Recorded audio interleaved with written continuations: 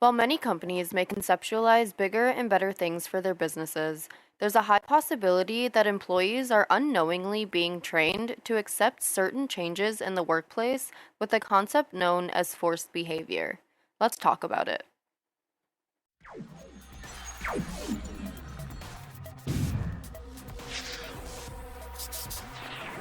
Expansion. Forced behavior refers to actions or conduct that an individual engages in due to external pressure, coercion, or influence, rather than out of personal choice or intrinsic motivation.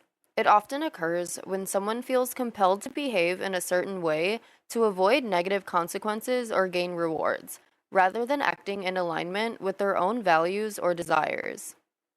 Larry Fink, the CEO of investment firm BlackRock, has faced scrutiny over a 2017 comment where he acknowledged that his company would quote unquote force behaviors related to diversity and inclusion efforts.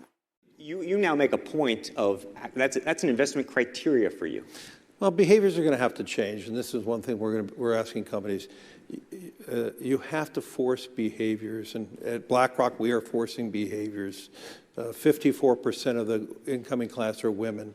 We added 4 more points in terms of diverse employment this year, and what we are doing internally is if you don't achieve these levels of impact, your compensation could be impacted. Okay, we're doing the same thing. And so it's just you have to force behaviors, and if you don't force behaviors, whether it's gender or race, or just any way you want to say the composition of your team, you're going to be impacted. And that's not recruiting, it is development, as Ken said. And ultimately, it's still going to take time, but I am just as much shocked as Ken is that we have not seen more opportunities. And we're going to have to force change.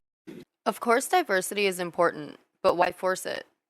While some view this approach as crucial and necessary for driving positive change, others criticize it as being a cause for concern.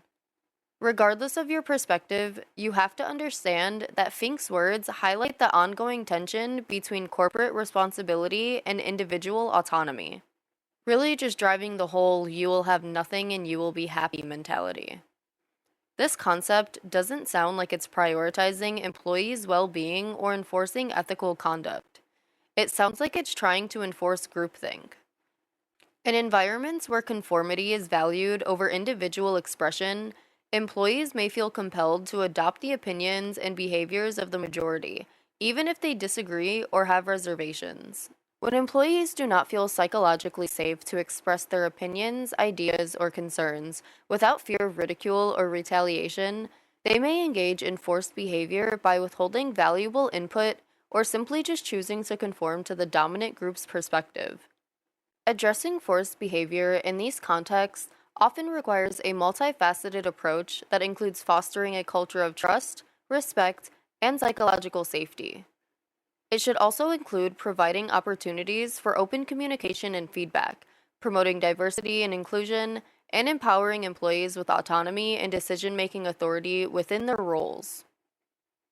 So what do you think about Fink's forced behavior approach? Are you all for it or all against it? Let us know in the comments below. Remember to leave a like, subscribe to the channel, and tap the bell to receive notifications when a new video drops.